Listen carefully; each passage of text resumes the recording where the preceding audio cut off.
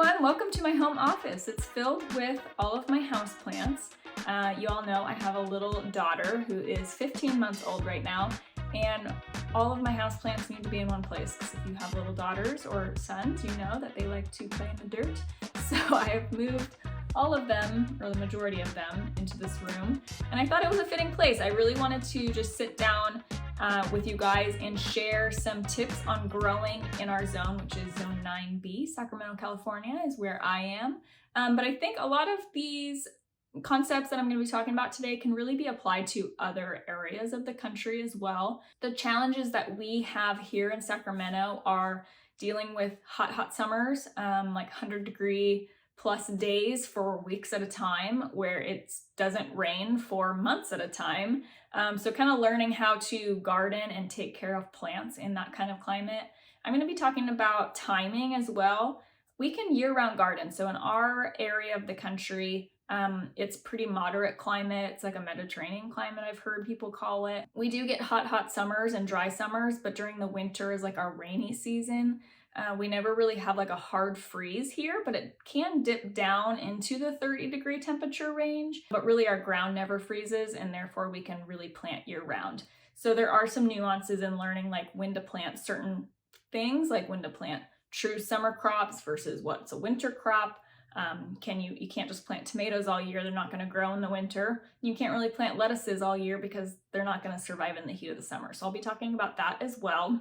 And then I'll also be talking a little bit about like watering and kind of what our watering strategy is and how that can help you with the heat, especially in just creating a really good environment for your plants to thrive. All right, let me share with you some tips on growing in our zone, zone 9B. Like I said, Sacramento gets really hot summers.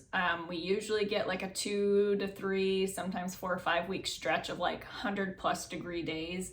And it's challenging to learn how to garden in that environment because plants don't like that hot of temperature, especially that afternoon heat. Okay, my first tip for growing in our climate is to just embrace the heat.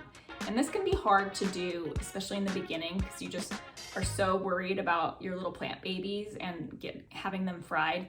But if you understand the heat, you'll be better prepared for embracing it. So first, you just want to make sure that you're planting plants at the right time and ones in the right locations and ones that can just like tolerate the heat. And I know that sounds like a lot, don't worry. As you like start your gardening journey, or if you're in the middle of your gardening journey, you'll kind of understand like each year you're going to learn more and more and more, and eventually you'll just be your own little pro. You can really be strategic in the way you set up your garden. What I mean by that is, especially in the heat of the summer, you either want plants that can tolerate the hot days, so like tomatoes, peppers, zucchini, summer squash, plants like that. Usually do pretty well in our climate and under the heat of the summer. But even when it gets to like 100+ degrees and it's the afternoon sun, that is what will burn a plant. And especially if you have a beautiful little bell pepper, you're gonna get summer scald if it's in direct sunlight in the hot afternoon sun.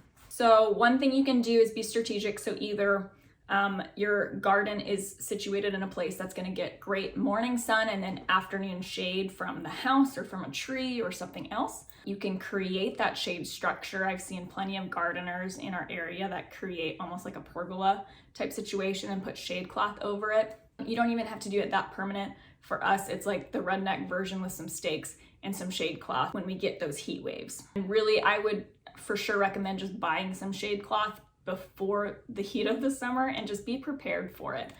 Because there's nothing worse than frying some beautiful bell peppers that you were so excited to eat.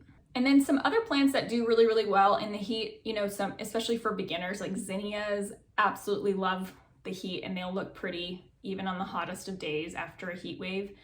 Black-eyed Susans do really well. Echinacea is one of my favorites. And then, like I said, for vegetables like tomatoes, peppers are honestly like fail-proof for the heat. You just want to make sure that they're shaded when they have actual fruit on them. And then if you do have other plants that maybe don't tolerate the heat as well, just make sure that you're paying a little bit more attention to them during those heat waves. My second tip that kind of is a segue from the first tip is to water deep and slow. This is something that is very preparatory, and it starts at the very, very beginning of spring when you don't really think that you need to water deep and slow yet.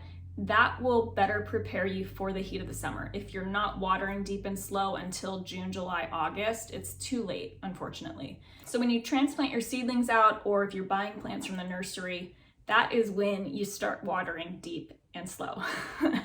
For us, so kind of that initial like 2 weeks of the transplant, yes, you'll be watering a lot more frequently, like maybe every day, maybe every other day, but eventually you'll taper that off until like in the heat of the summer, we might be only watering twice a week, but we'll be watering for an hour at a time, for example.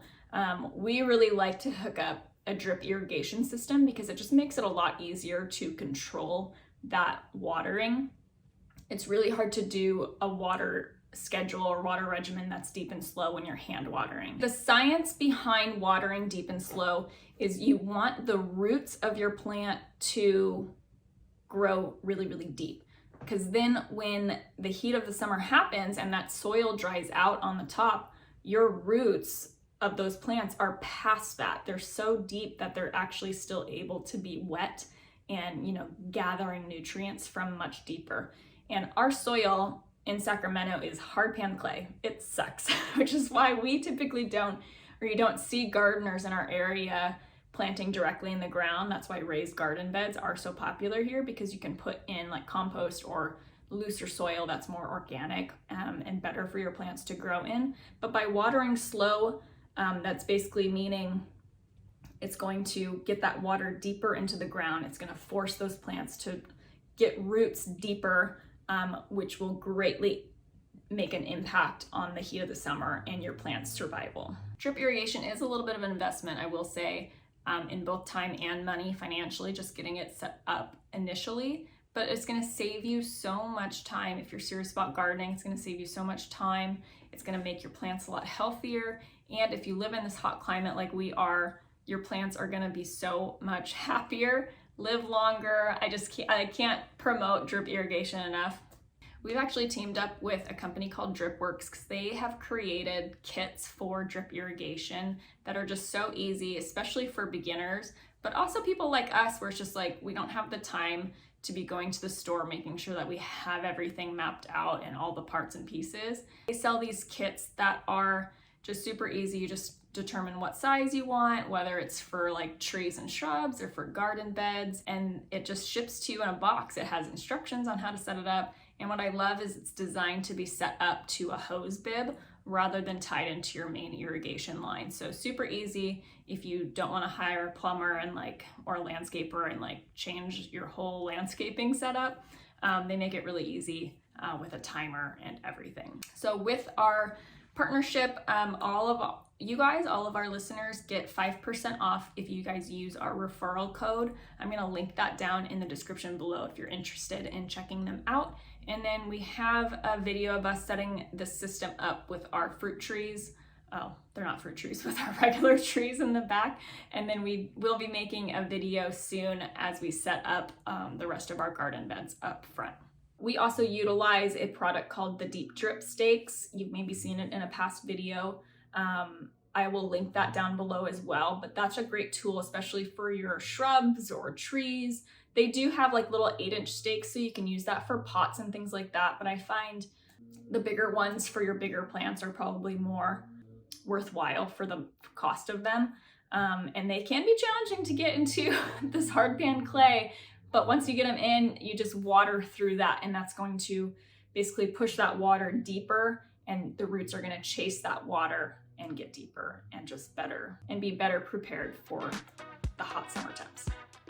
Okay, my next 2 tips kind of go hand in hand as well. The first tip, actually both tips are really about timing, and this can be tricky for new gardeners to kind of figure out. Even a seasoned gardener, you might still kind of be doing some trial and error. Just don't get discouraged if you don't figure it out the first time.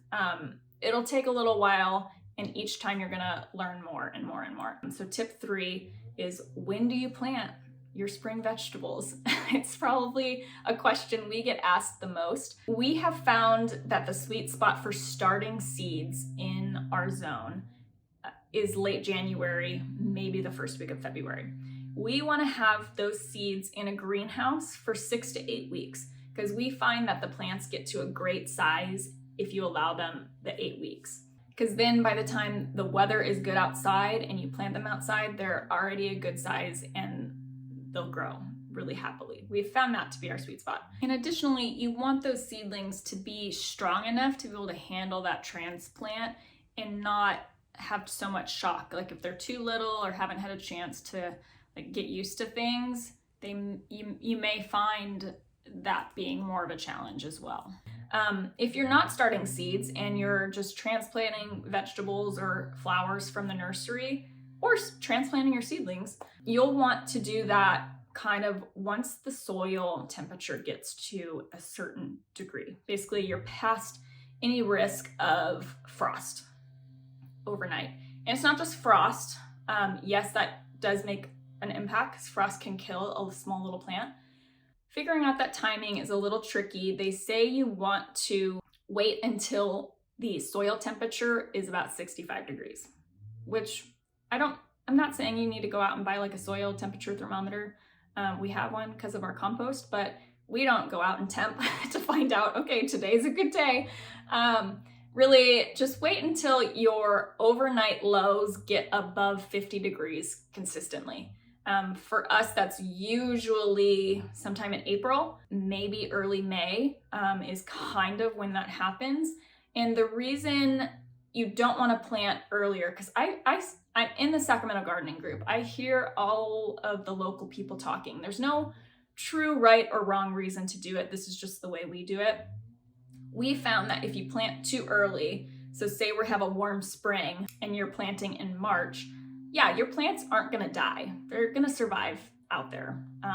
But they might not be at an optimal temperature to really like thrive. And the last thing I want to do is have my seedlings in a great controlled environment that's warm in like 65-degree temperature inside under great light, put them outside when the days are still a little short and the temperatures aren't quite warm enough. They're going to be stunted and they'll just kind of like be out there and be like, I'm cold. Like, I don't want to grow. And you'll find that, your seedlings have like grown, and now they like tapered off. And it's going to be until May, probably, until they like really start growing again. And we just have found that, I don't know if there's a science behind them like truly being stunted or not, but it just doesn't seem to be the best way to do it. So we try to wait until those outside temps at night are above 50 degrees, which is usually late April, sometimes early May if it's a chilly spring. Alternatively, if you wait too long, like if you're just nervous to get started or what have you, you just are busy and you plant too late, you're basically running the risk of planting out plants that are so small, they can't grow and develop and mature and fruit before the heat happens, which can be sometime in June for us that we start getting those 100-degree temperatures. And once that happens, they're again going to be stunted. Like they're not going to want to grow and thrive and produce because they're just trying to like survive. So it's kind of a dance of finding that sweet spot right in the middle. So yeah, late April, early May, that gives them like 4 to 6 weeks to, grow outside, get used to it, the sunlight differences, that hardening off process, hopefully get to the fruiting phase right before the heat starts. And then we'll hopefully fruit and be super healthy the rest of the summer. And then tip 4, let me dive right in, is the same concept, but for the fall. So when do you plant fall plants? Because for us, we can year-round garden, which is so exciting. I find it really exciting coming from South Dakota, where it's so freaking cold in the winter time that you don't do anything.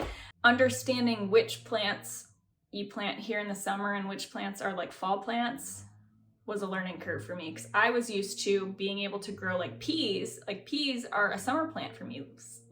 Growing my salad, my romaine and spinach and things was a summertime crop. But here it's too hot for all of those plants. They're gonna fry unless they're in like the north side of your property or something like that where it stays cool.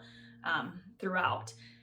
So fall is an awkward time because we have found the best time to transplant outside is still when it's really hot out. And I know a lot of people don't like doing that. And I get it. It doesn't feel like fall yet. So why am I planting these fall plants?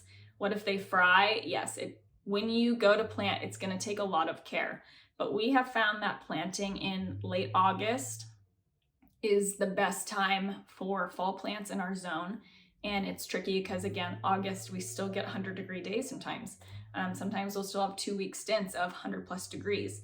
But basically, you just need to understand that whatever you're planting out, whether it's brassicas, whether it's your leafy greens, like look at that seed packet or look at the plant, look at how long it's going to take to mature and grow fruit for you or be like harvestable. And usually that's like 8 weeks. So you need 8 weeks until those soil temps get so low again that they stop growing, which can be sometime in December, maybe even late November, depending on the year. So do some back math, that puts you in like August. So you have all of September and all of October to hopefully harvest those things. And when you plant out those fall plants, you just have to be really diligent about watering, especially in a heat wave. You need to put up shade cloth to cover your little seedlings. It's a whole process, but come September, when the temps do finally cool down, you'll be really happy because you'll have these beautiful big plants. And once those temps do cool, they'll just like skyrocket growth and be awesome. It's really exciting to see. And it's not the end of the world if you don't hit it right or if our weather is weird that year. There are just variables we can't control, right? And there have been many years where I plant a fall crop and I don't get to harvest that until the next year, March, because they will survive throughout the winter. They're just not going to grow when the temps drop so low. They just don't want to produce and get big, right? So they'll just kind of go dormant. They might grow a little bit, but not much. You guys have seen the garden bed I planted out there. Like none of that's really growing bigger. It's just surviving right now. But I'm banking that come February, when the temps start to rise, the days get a little bit longer. Those are just gonna, now that they're established, they're gonna skyrocket growth. All right, and my last tip for you guys, which you're already doing, so proud of you, is researching your zone, finding local gardeners that are growing in very similar climates to you, and just following what they're doing, starting a conversation with them. For us, that is my Instagram family. So if you're in Sacramento, go to Instagram, follow me, but also look at who I'm following. A lot of them are in Sacramento, and we've just kind of created a really nice community. And if you're not in Sacramento specifically, if you're an hour away, if you're in the Bay Area, if you're in Arizona or Florida, do the same thing. Like find your local garden group. Just do like, Phoenix gardening group or wherever you are. Find that and just kind of follow along. Ask questions to peers that are actually doing exactly what you're trying to do in your zone, and you can learn so much from them. I know that really helped us when we first moved here, kind of understanding